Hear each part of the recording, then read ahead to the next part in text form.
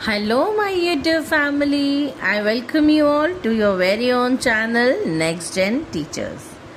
आज का जो हमारा टॉपिक है वो बहुत कॉमन टॉपिक है, लेकिन इसको पेपर में अटेम्प्ट करने के लिए आपको कुछ नोट्स की ज़रूरत पड़ेगी।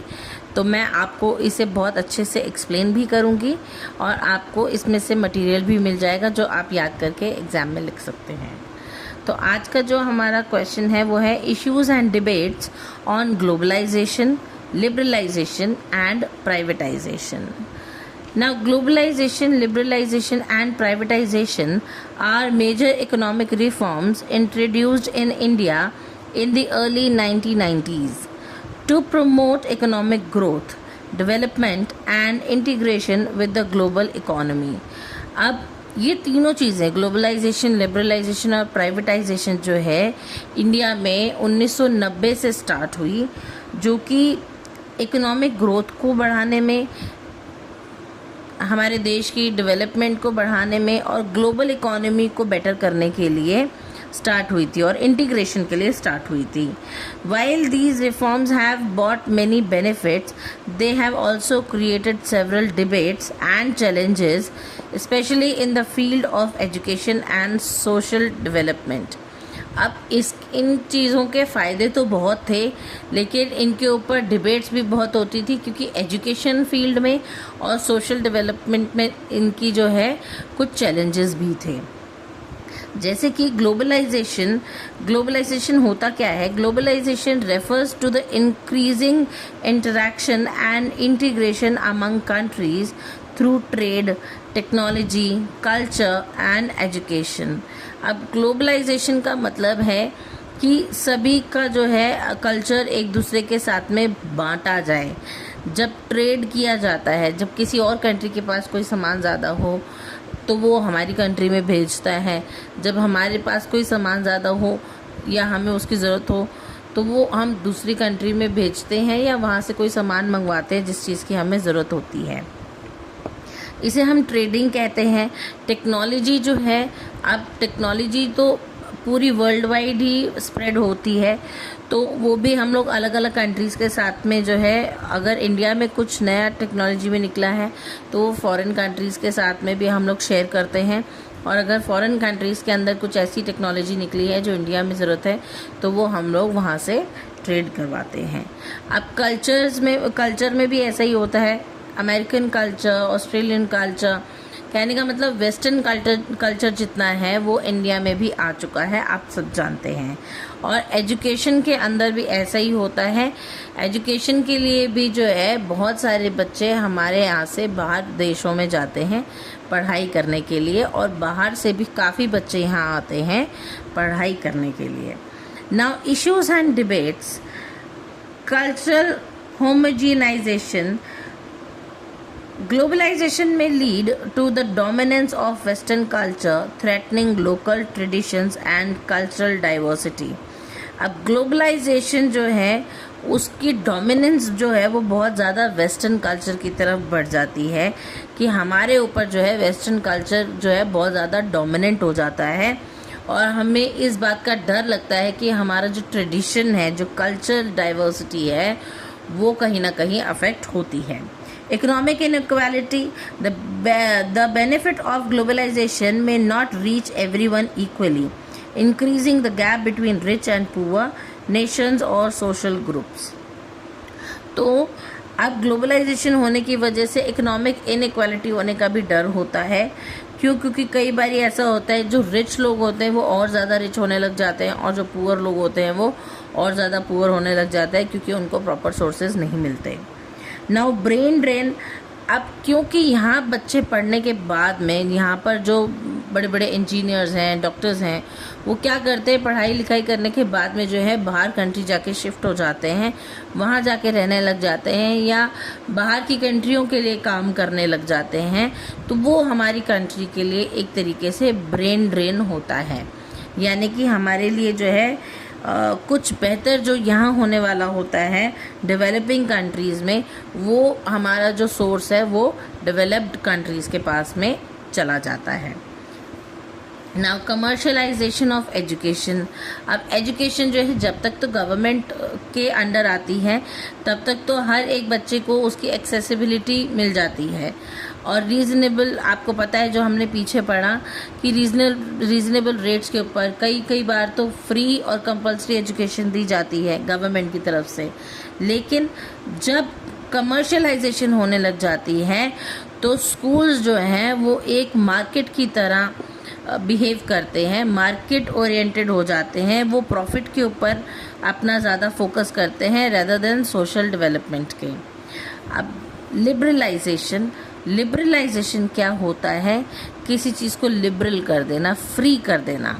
Liberalisation means removing government restrictions and regulations in economic activities to encourage private sectors participation and foreign investment।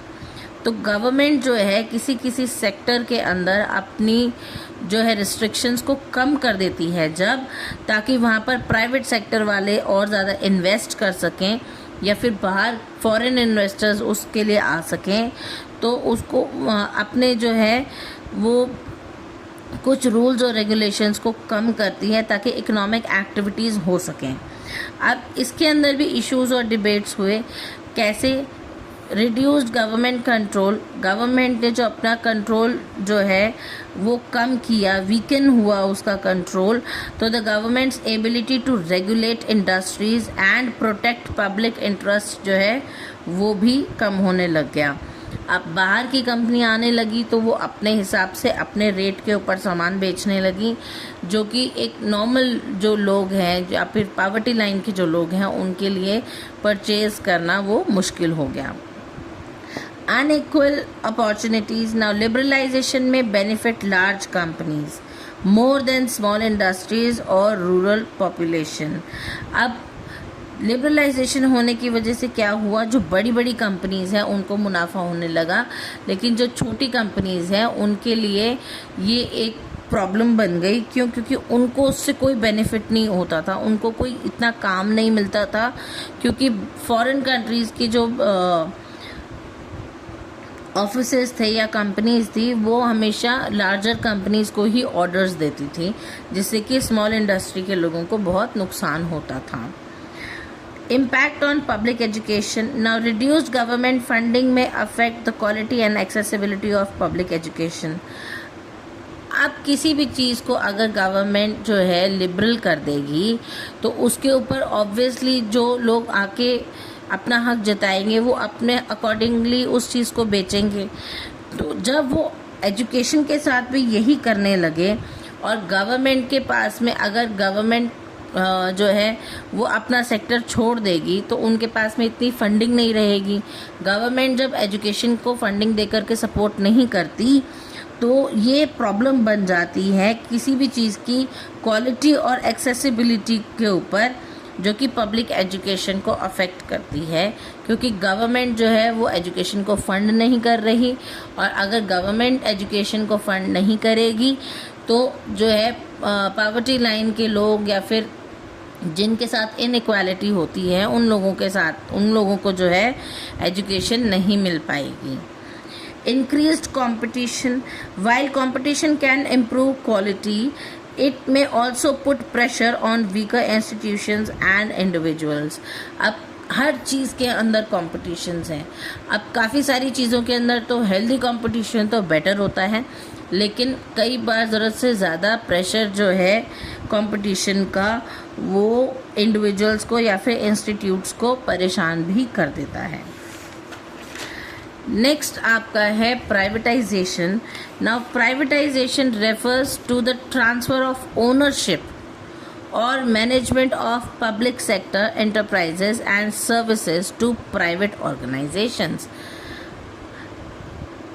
कोई भी गवर्नमेंट सेक्टर की चीज़ या फिर पब्लिक सेक्टर की चीज़ को अगर गवर्नमेंट प्राइवेट कर देती है, प्राइवेट ऑर्गेनाइजेशंस को बेच देती है, जैसे कि हाल ही में आपने देखा कि बहुत सारे रेलवे और हमारा एयरपोर्ट वगैरह भी जो है प्राइवेट हो गए हैं, प्राइवेट ऑर्गेनाइजेशंस हो गई हैं।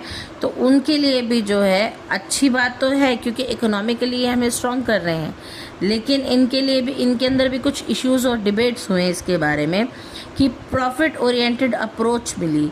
प्राइवेट इंस्टीट्यूशंस में focus more on profit rather than providing affordable services. अब क्योंकि किसी भी जो है एरोप्लेन के लिए या फिर हवाई अड्डे के लिए अगर वो प्राइवेट हो जाता है तो वहाँ की कंपनियां जो हैं वो अपने हिसाब से जो है अपना प्रॉफिट कमाने के लिए टिकट्स बेचती हैं अपने रेट्स पे। ये नहीं सोचती हैं कि जो नॉर्मल लोग हैं वो भी प्लेन के अंदर आराम से सफ़र कर सकें, तो उनके लिए रीज़नेबल रेट प्रोवाइड नहीं करवाए जाते। क्यों? क्योंकि वो सिर्फ कंपनीज जो हैं वो अपना प्रॉफिट देखती हैं इसके अंदर, rather than service, public service करने के। High cost of education. Now privatization often lead to higher fees, making education less accessible to poor students. अब फीस जो है, अब आपको जैसे पता है कि अगर गवर्नमेंट स्कूल जो है वो भी प्राइवेट हो जाएं तो क्या होता है कि वो फीस सबसे पहले जो है वो ज़्यादा बढ़ा देते हैं, और एक्सेसिबिलिटी जो है एजुकेशन की वो पुअर बच्चों के लिए बिल्कुल ही ना के बराबर हो जाती है, क्योंकि हायर फीस की वजह से पेरेंट्स जो हैं वो इतनी फीस पे नहीं कर पाते और अपने बच्चों को नहीं पढ़ा पाते। Quality versus equal debate. While privatisation can improve quality through competition, it में इंक्रीज सोशल इनइक्वालिटी। अब प्राइवेटाइजेशन के अंदर क्वालिटी इम्प्रूव करने के लिए जो है बहुत ज़्यादा कंपटीशन तो होता है, लेकिन वो सोशल इनइक्वालिटी को भी जन्म देता है, क्योंकि सोशल लोग जो हैं आपस में जो है एक दूसरे के साथ में कंपटीशन में जब आ जाते हैं तो वो बाकी सारी चीज़ें छोड़ के उस कंपटीशन को जीतने की कोशिश करते हैं, और जो पुअर क्लास लोग हैं उनको वो बिल्कुल ही निगलेक्ट कर देते हैं। इससे क्या है, इन सोशल इनइक्वालिटी बहुत ज़्यादा बढ़ जाती है। Reduction in government responsibility.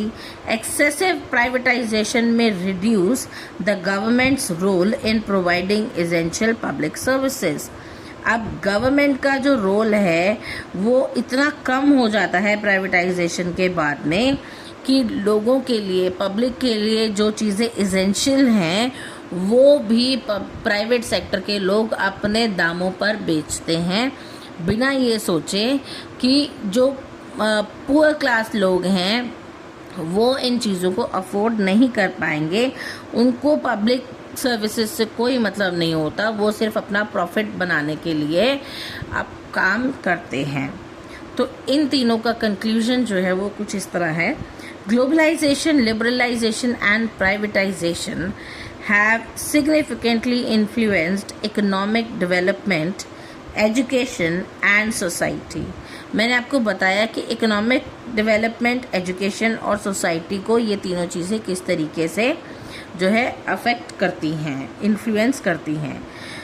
While they bring opportunities for growth, innovation and international collaboration, they also raise concerns about social inequality, cultural changes and accessibility of education.